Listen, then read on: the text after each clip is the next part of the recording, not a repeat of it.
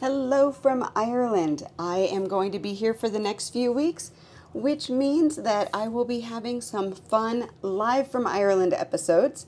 If you have listened in the past, you know that these are no frills, no editing, and usually relatively quick, just sharing the people I meet and the things I learn along the way. Now, before I share today's episode with you, which is all about corned beef, which I think you're going to find very interesting in this, dare I say, bite-size podcast episode, I want to let you know that I am running a very special sale on my planner and journal. Now, this is the planner and journal that follows the exact steps that I use to plan my own Ireland travels and tours. It has 4 sections: planning, itinerary, travel tips, and a journal, and it leads you step by step through the process of creating the Ireland trip you've been dreaming about. It has easy to use worksheets, loads of advice, and fun journaling prompts to help you remember your vacation. You're going to find the spiral bound Ireland Vacation Planner and Journal at IrelandFamilyVacations.com/Ireland Planner. Use code podcast25 for a 25% savings.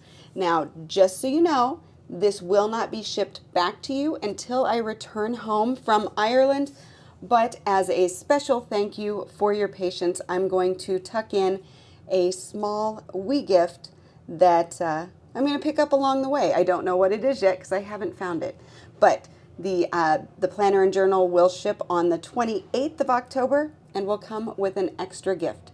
Don't forget to use code podcast25 for a 25% savings.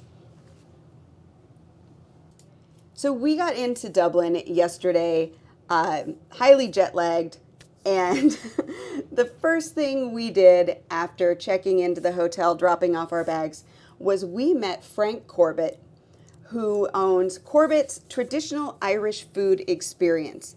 Now, he's actually a Tipperary guy, but he does his Traditional Irish Food Experience both in the town of Kerr, where he lives, and in Dublin at one of my favorite places, Gallagher's Boxty House. So we met Frank yesterday and did the 2-hour food experience, which was absolutely fabulous. And I'm excited that I actually met Frank a while back.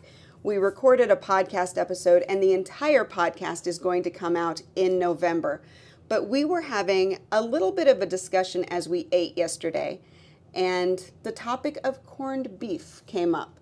So I am going to let Frank share the history of corned beef, and we'll kind of banter back and forth about what I've been told in the past. He's going to correct me, and I think you're going to find it very, very interesting.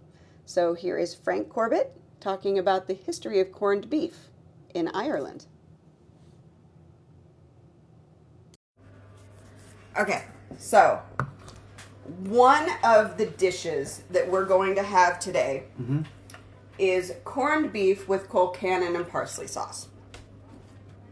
Now, I know colcannon is traditionally Irish. Yes. Right? Mm-hmm. But corned beef, I've been told, is American.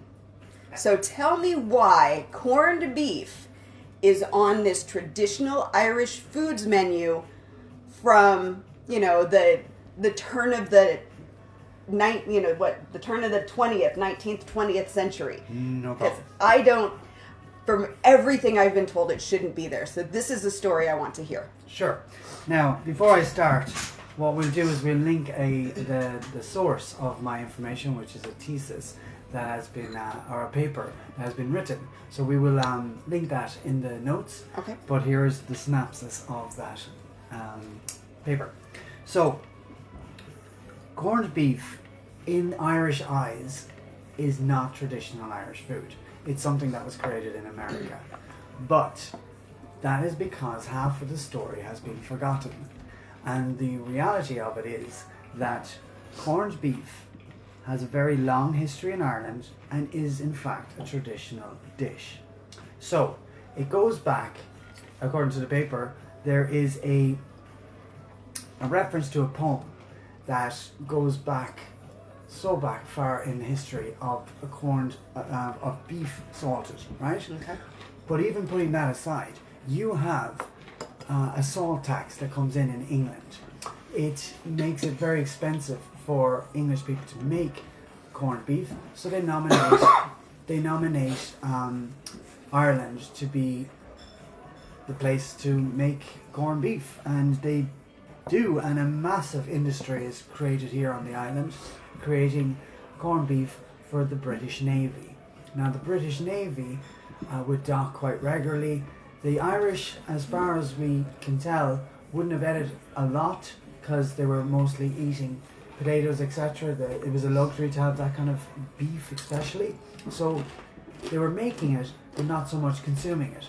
So this continued on until the famine. And when you had a decision of taking your chances with the famine, which unfortunately and so sadly 1 million Irish people perished in that famine, or take your chances on a coffin ship and go over to America, where your chances were low of surviving the actual journey, but also when you got there, you had to survive, you had to thrive if you're going to continue.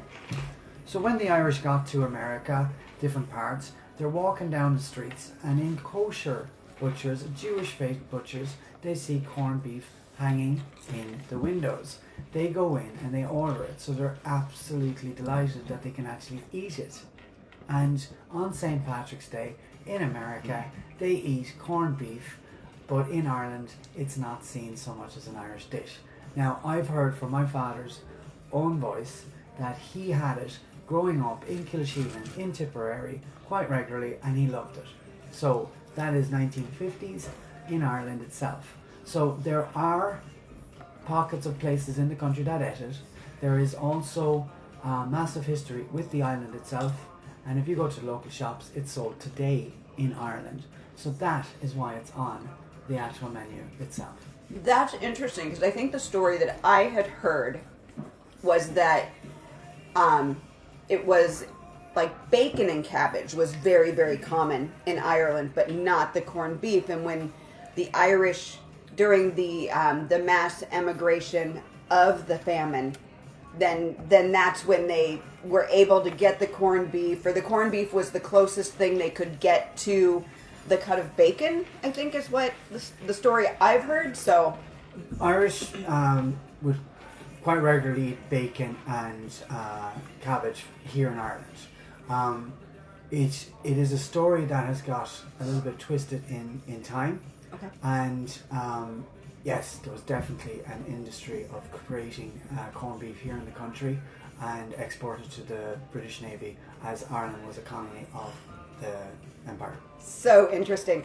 So just to wrap this little chat up, I'm sitting with Frank Corbett. We are in the lower level of the Boxty House in Temple Bar in Dublin, and we're enjoying the traditional Irish food experience, which is I hesitate to call it 3 courses, because it's like a starter, a main, and a dessert, but each one of those has 3 items on it. Yes. So it's a lot of food. Mm-hmm. And Frank, I'm super excited because I actually have a full podcast episode with you coming up in November. Yes. So you're going to hear so much more about this experience and Irish food then. So this is just a little, I guess, taste of what you would have at the experience. Excellent, 100%. This is only a little teaser, so tune in to the next episode of... coming in November. Coming in November, that's it. Perfect.